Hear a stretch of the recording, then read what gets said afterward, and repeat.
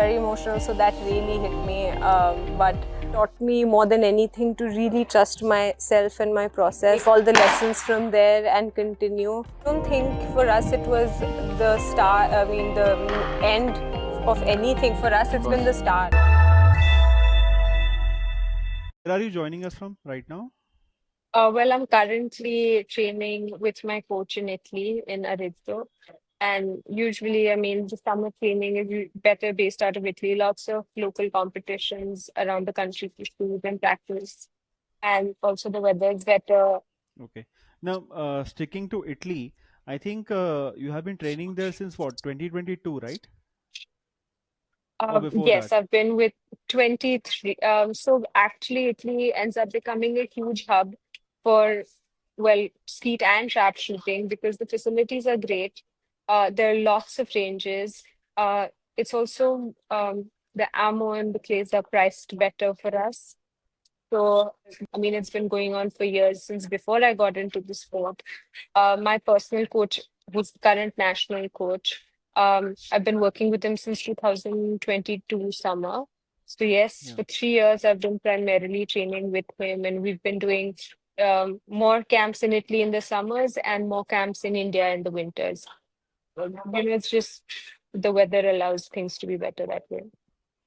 Okay.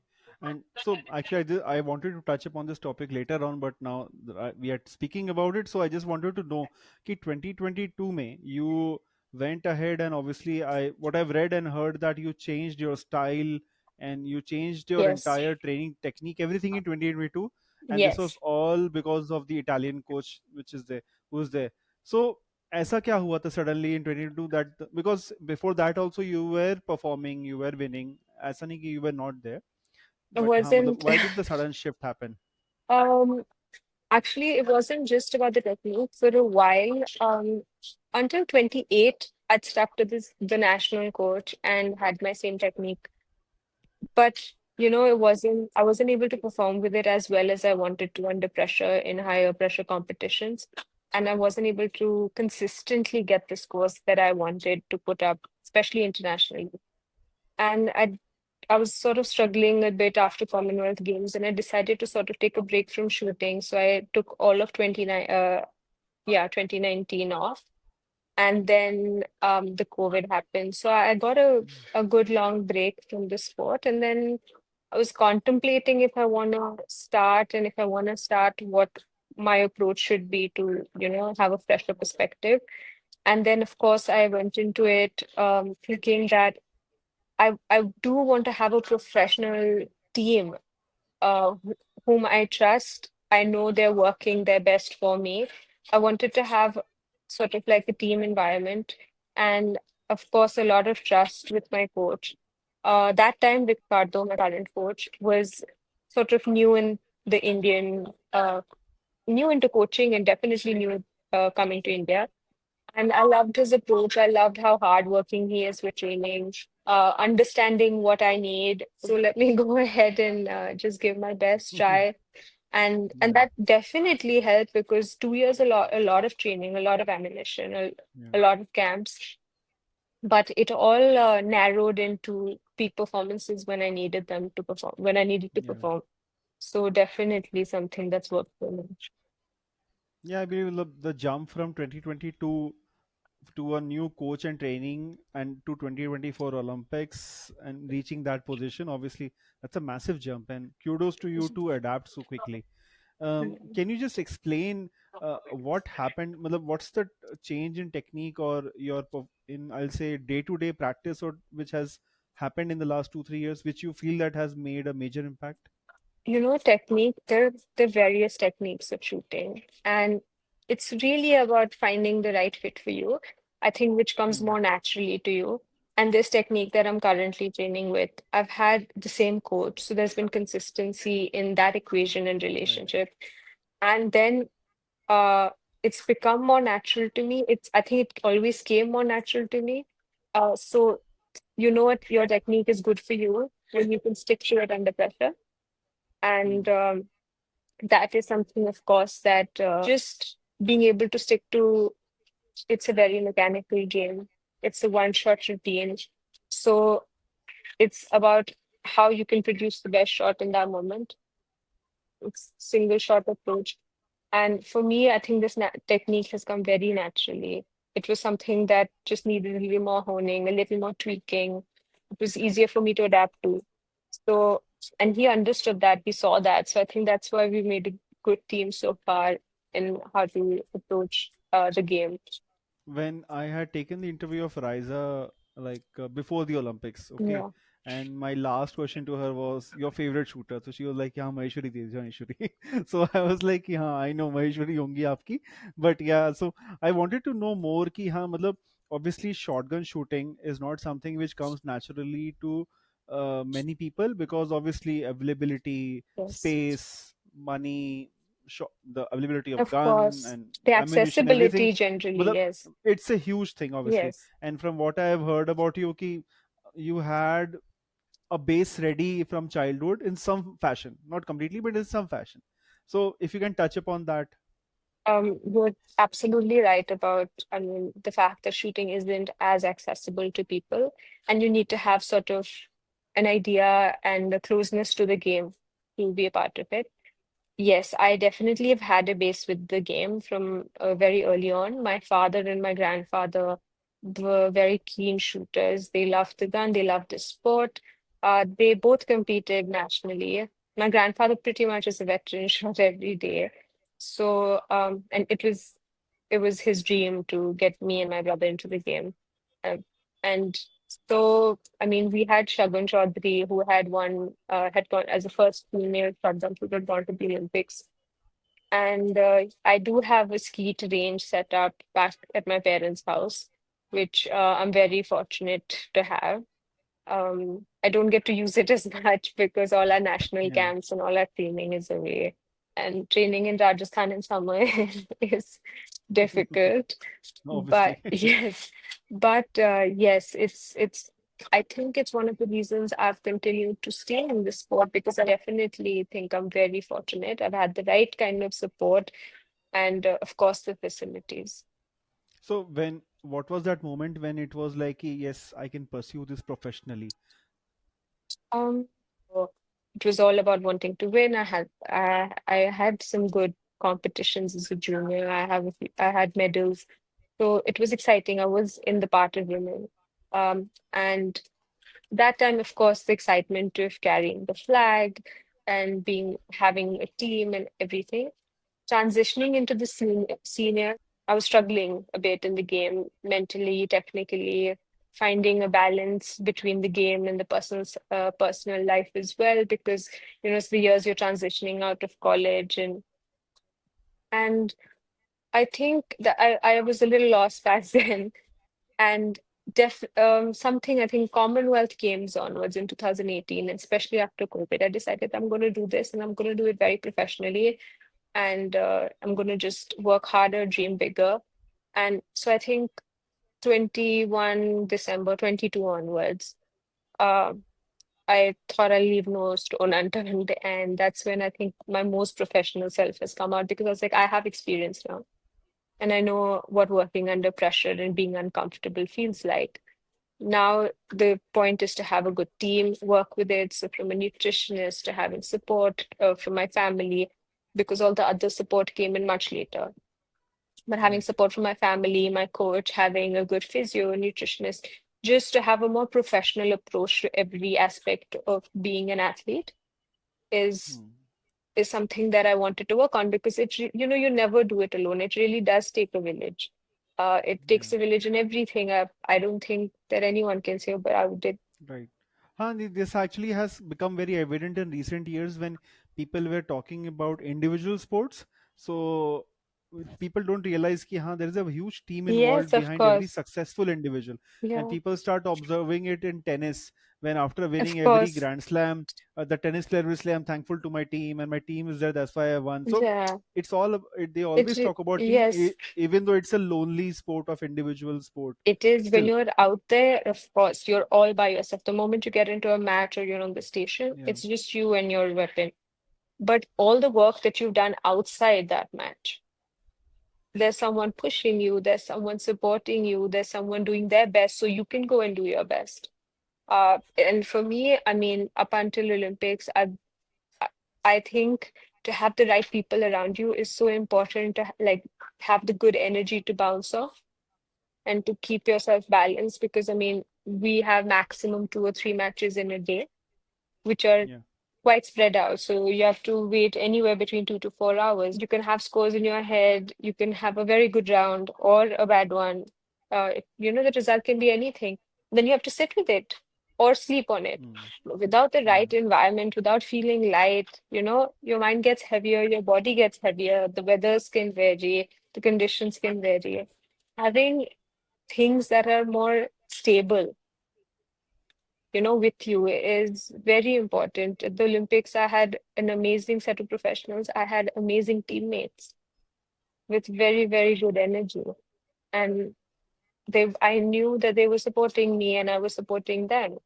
So it was one of the most wonderful experiences, not for just the fact that they were the games, because a lot of people would have not had such a wonderful experience and did my best. Yeah, that's actually wonderful because there are many talented athletes in India who are not able to reach a certain level because there's no support structure around Yeah. them. But you're actually very fortunate that you have it. Yeah, Now, I'll be very blunt on some things, Maheshwari, if you don't mind. So, any kind of support structure obviously requires a lot of capital also. It doesn't come free yes. of cost. Yeah. So, how does the entire, I'll say, money flow works here in terms of if someone wants to get into shooting? Well, Yes. in starting phase, if I have to get say into shotgun shooting, how much will it cost for me to get become a good shooter? And then once you are like in Okay. your So, position, once you're in your position, what does it take, how much, because I think the competitions on all your traveling is still okay, but apart from the training, nutrition and physio and everything yeah, comes in play, then obviously of it has to course. be burned by someone. So how does it work? Yes. Well, I've for 90% of my career, I've actually had just my family supporting me,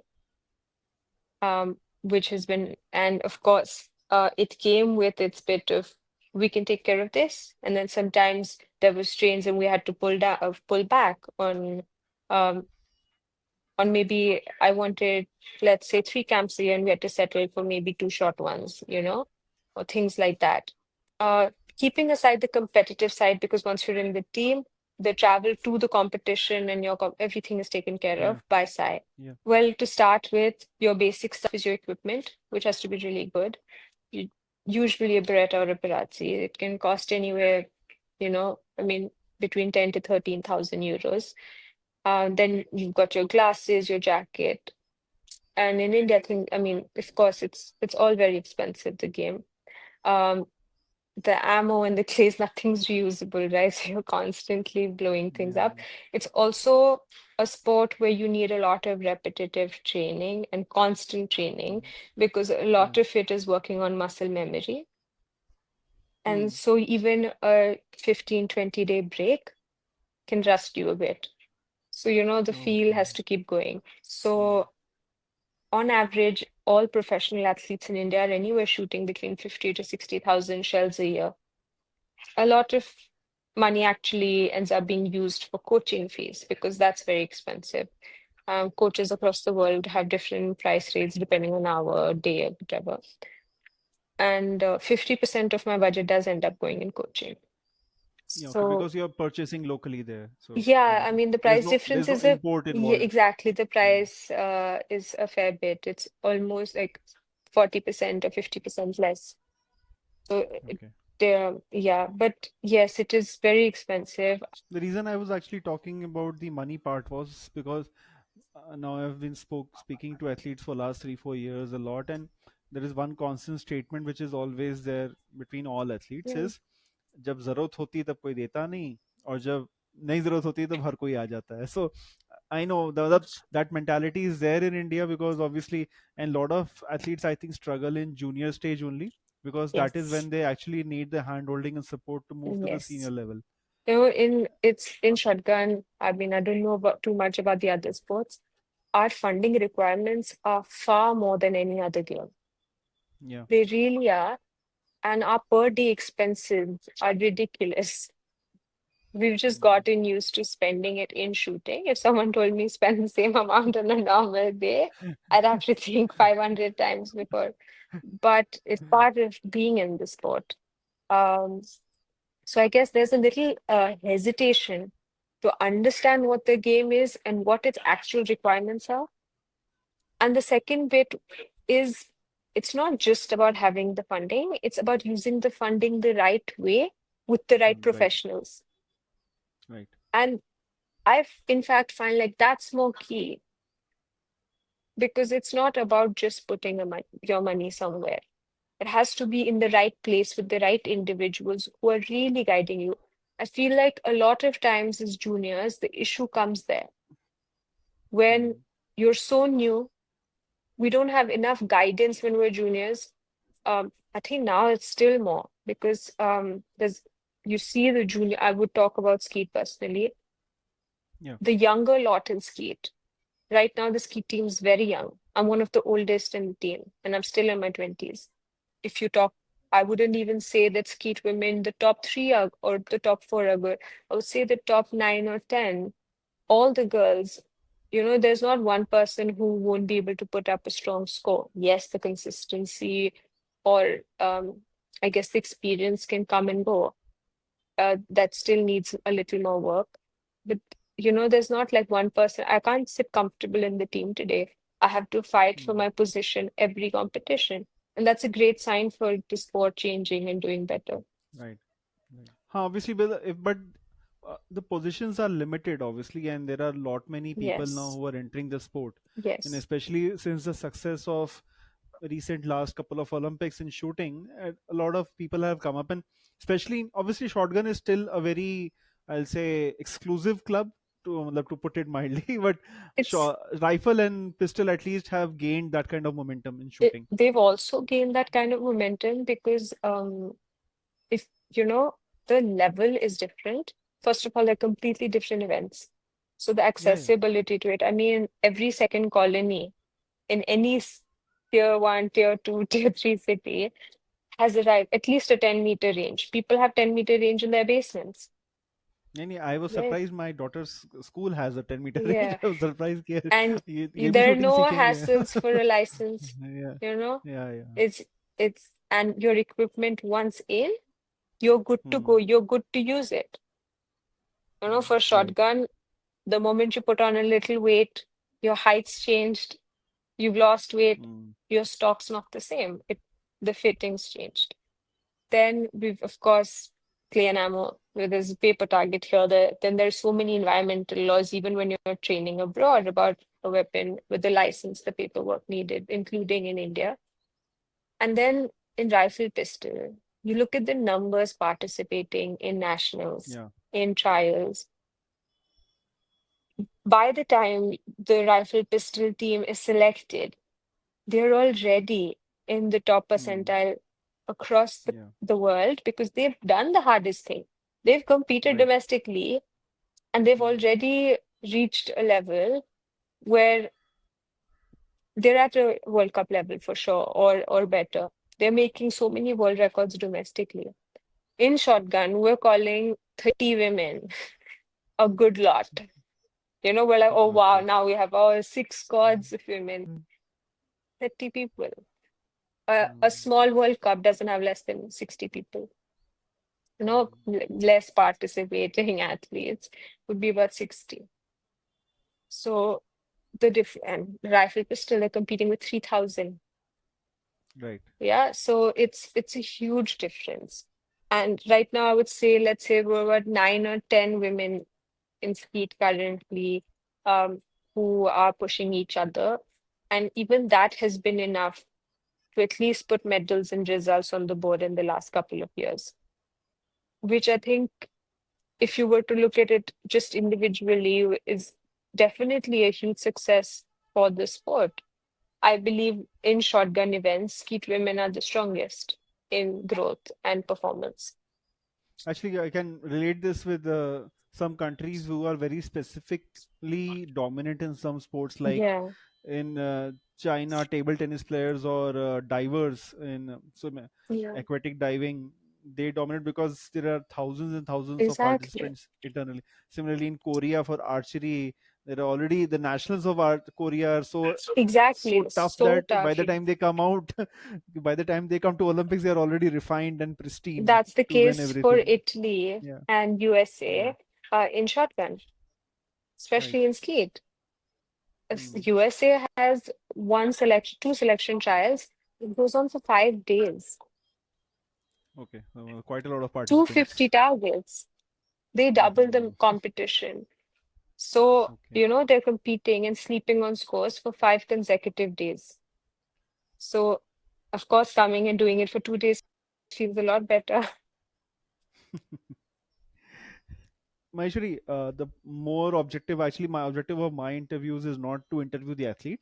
It's about to know the sport more so that someone who's opening the podcast should learn the sport as well. Yeah. So, if you have to tell a 10-year-old what is skeet and how it is different from trap, I want you to explain that a sport for us. Okay. Shooting has various events between rifle, pistol, and then there's shotgun, which depends on the gauge of the weapon that you're shooting. And in shotgun, which is in clay pigeon shooting, you have three events. There's trap, there's double trap, and skeet.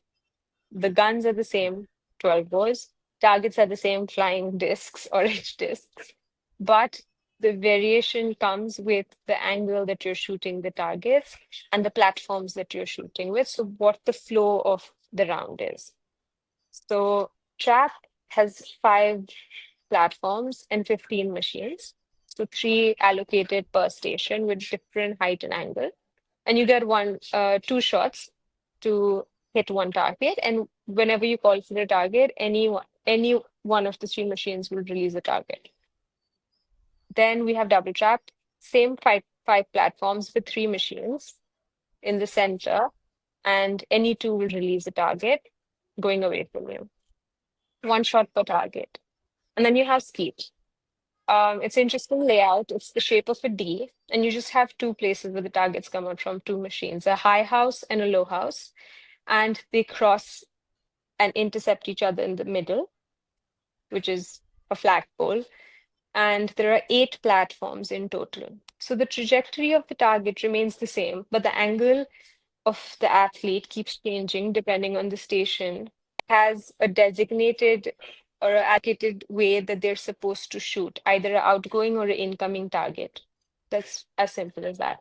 So trap and skeet both have 25 targets per match, and one competition exists of 5 matches, so 125 targets. Finals are different, but the concept's the same.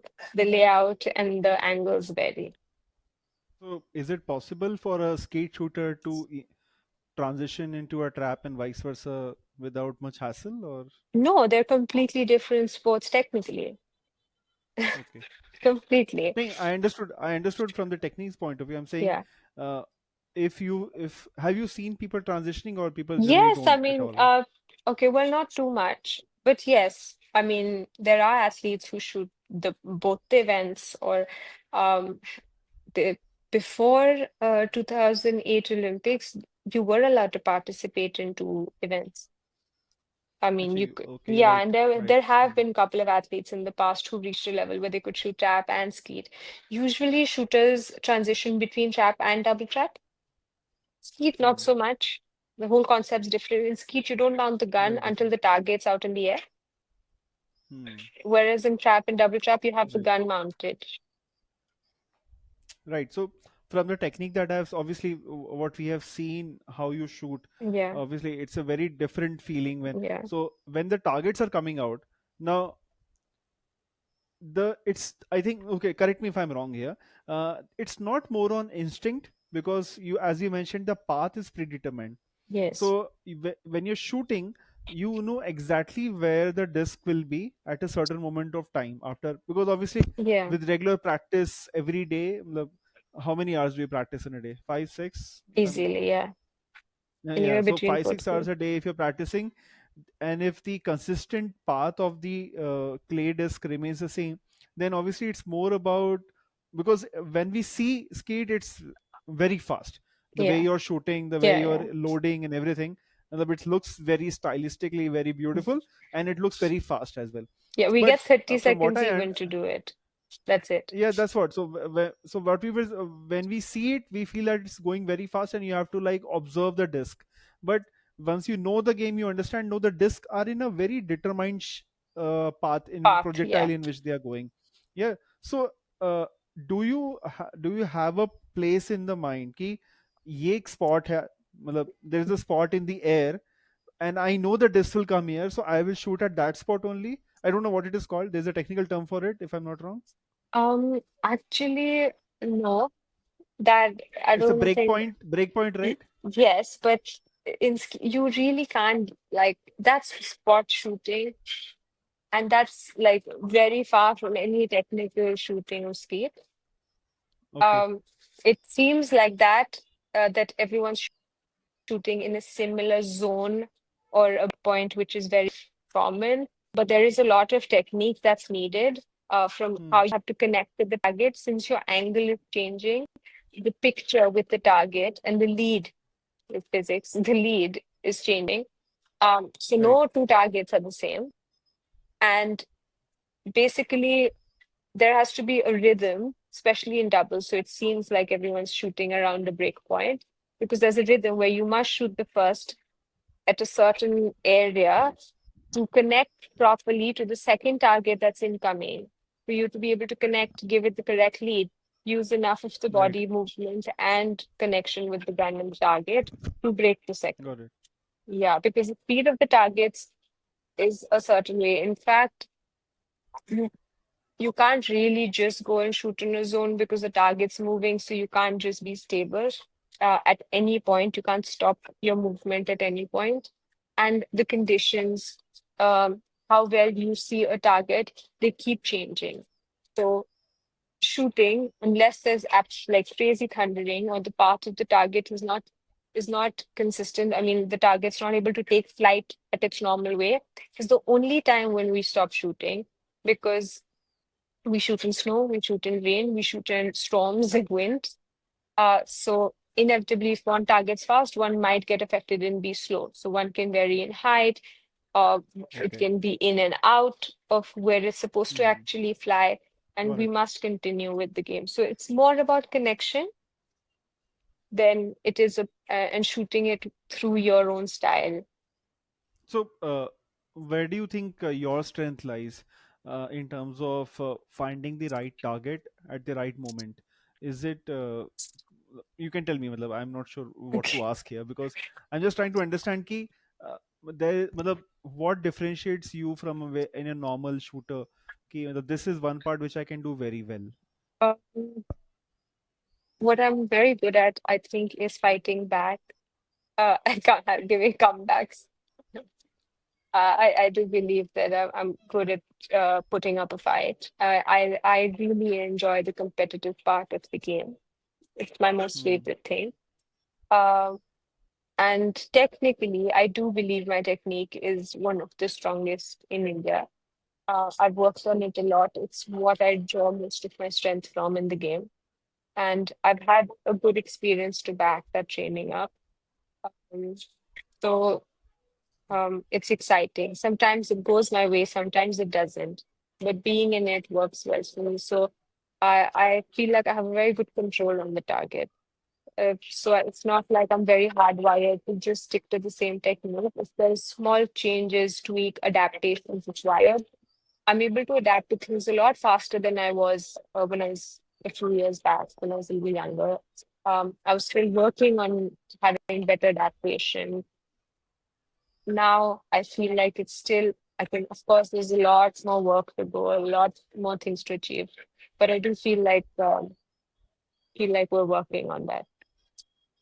So, I'm very fascinated with the glasses that you wear. So I wanted to ask, those glasses look so different.